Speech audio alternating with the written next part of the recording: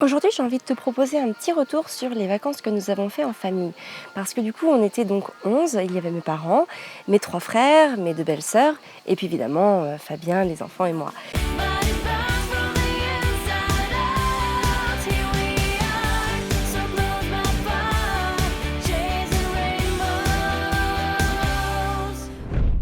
Nous avons passé 15 jours tous ensemble. Et c'est très très bien pour nous parce que ce que l'on aime, c'est que voilà, il y a les grands-parents qui sont là pour s'occuper des enfants aussi, du coup ça nous permet de relâcher.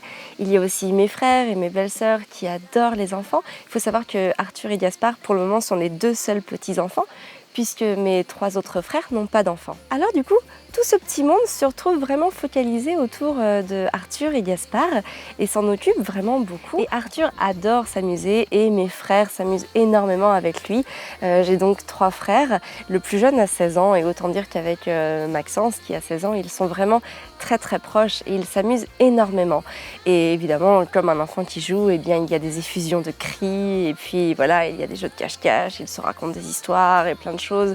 Et enfin bon, tout ce petit monde qui est focalisé sur Arthur pour lui satisfaire ses désirs, eh bien nous, en tout cas notre fonctionnement à la maison quand on est nous 4 n'est pas du tout le même, puisque nous ne sommes pas là à attendre de satisfaire les besoins de nos enfants. Nous les accompagnons, nous les aidons à évoluer, nous leur rendons la vie plus simple, mais nous ne sommes pas dans la satisfaction du désir pur et dur. Malgré tout, au bout de 15 jours de vie en communauté, on se rend compte que Arthur a gardé quelques automatismes. Par exemple, voilà, s'il voulait quelque chose, eh bien, s'il n'est pas assez entendu, parce que quand on est 11, c'est pas facile d'être focalisé sur une personne, eh bien, il avait tendance à hausser la voix, voire à crier. Et en fait, maintenant qu'on se retrouve tous les 4, eh bien, on retrouve cet instinct chez Arthur de crier assez rapidement pour obtenir quelque chose. Chose qu'il ne fait absolument pas quand on est chez nous tous les 4. Alors évidemment, avec Fabien, on s'efforce de faire un retour à la normale qui soit le plus rapide possible, mais ça ne passe pas sans quelques concessions, sans quelques attentions de notre part. Il faut aussi savoir que en plus de tout ça, il y a la fatigue qui s'est accumulée.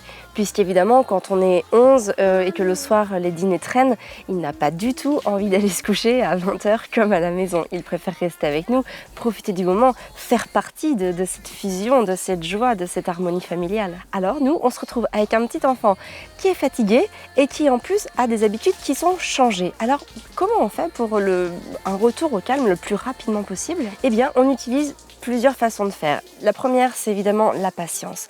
Parce qu'il faut vraiment s'armer de beaucoup de patience pour rester calme face à un enfant qui va avoir tendance à crier à la moindre contrariété. On sait qu'il est fatigué, on sait qu'il a des émotions en lui et donc il faut s'armer de patience pour l'écouter, pour faire preuve d'empathie avec lui, pour lui donner ce dont il a besoin et lui donner surtout ce qu'il a besoin, mais au plus juste. La deuxième chose, c'est d'être positif quoi qu'il arrive. Nous aussi, on a peut-être un petit manque de sommeil parce qu'on a veillé un peu plus tard le soir et que du coup, les enfants nous ont aussi réveillés le matin. Mais à côté de ça, c'est pas grave. Ce qu'il faut se dire, c'est qu'il faut rester dans cet élan de positivité quoi qu'il arrive.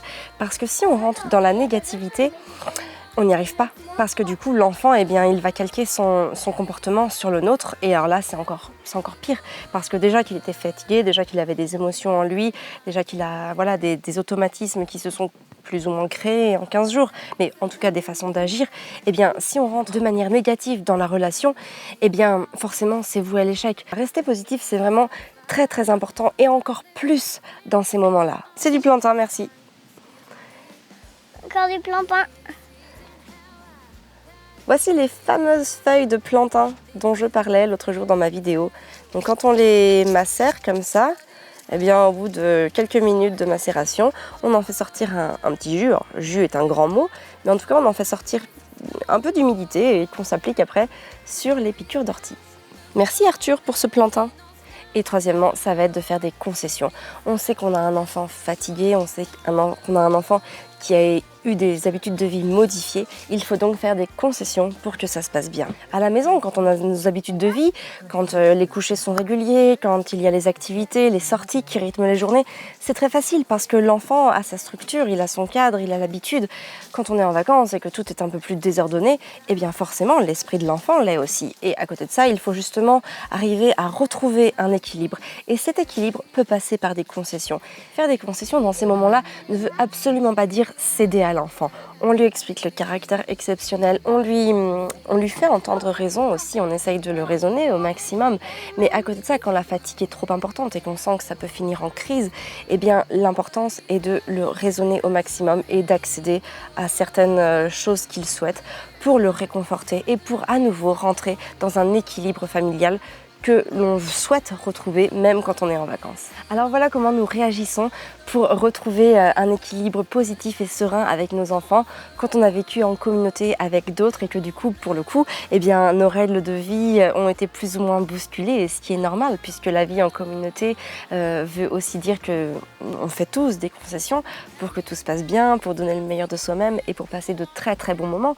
Et à côté de ça, voilà, notre petit rythme se modifie. Mais c'est en rien négatif, au contraire, voilà, il faut s'armer de positivité et de bienveillance pour revenir à une situation connue de notre vie familiale dont on a l'habitude au quotidien. Voilà, alors sur ce, on va aller visiter des ruches parce qu'il faut savoir qu'on mange beaucoup de miel. En fait, c'est l'un des seuls sucres, on va dire, que l'on mange puisque c'est un sucre 100% naturel et qui est très très bien absorbé par l'organisme. Donc on raffole de miel et surtout les bons miels comme ça locaux. On en ramène toujours beaucoup quand on part en vacances, quand on part en week-end. On essaye toujours de trouver des ruches avec des choses un peu symboliques. Par exemple, quand on était dans le Luberon, on s'est ramené du bon miel de lavande. Là, il y a du miel de thym, du miel de sapin, du miel de châtaignier. Donc c'est vraiment des endroits, voilà, ça change un petit peu du miel de fleurs que l'on connaît en Anjou et ça nous permet de nous ramener des beaux souvenirs de vacances. Donc on va aller visiter cette ruche. En plus, c'est une ruche un peu particulière puisque l'apiculteur a créé des ruches dans des troncs d'arbres découpés. Donc je pense que ça va être très intéressant pour Arthur, qui est coutumier des visites de ruches puisque l'on en visite donc régulièrement. Et puis ensuite, nous irons nous rafraîchir. Il y a un petit cours d'eau un peu plus loin, à une quinzaine de kilomètres. Donc ça va nous permettre de nous rafraîchir dans un nouvel endroit parce qu'il fait très chaud. Sur ce, je te souhaite une très belle journée. Prends soin de toi et de tes enfants.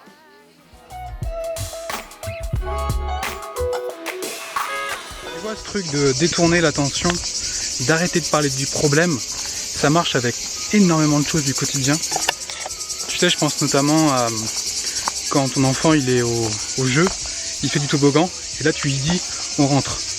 Et là il veut pas rentrer. Et tu lui dis 3, 4 fois, 5 fois, et il veut toujours pas rentrer, et tu vas jusqu'à la crise. En fait, pour éviter ça, c'est très simple. Tu vas lui proposer quelque chose qu'il aime, qui est sur la route, ou qui est à la maison. Par exemple, si c'est le goûter et qu'il aime bien manger des raisins secs comme Arthur, tu lui dis bah viens, on rentre à la maison, on va manger des raisins secs. Et là, il est beaucoup plus enclin à venir et à abandonner son activité. Bonjour, on arrive bien à Navacelles par ici? Oui? C'est loin?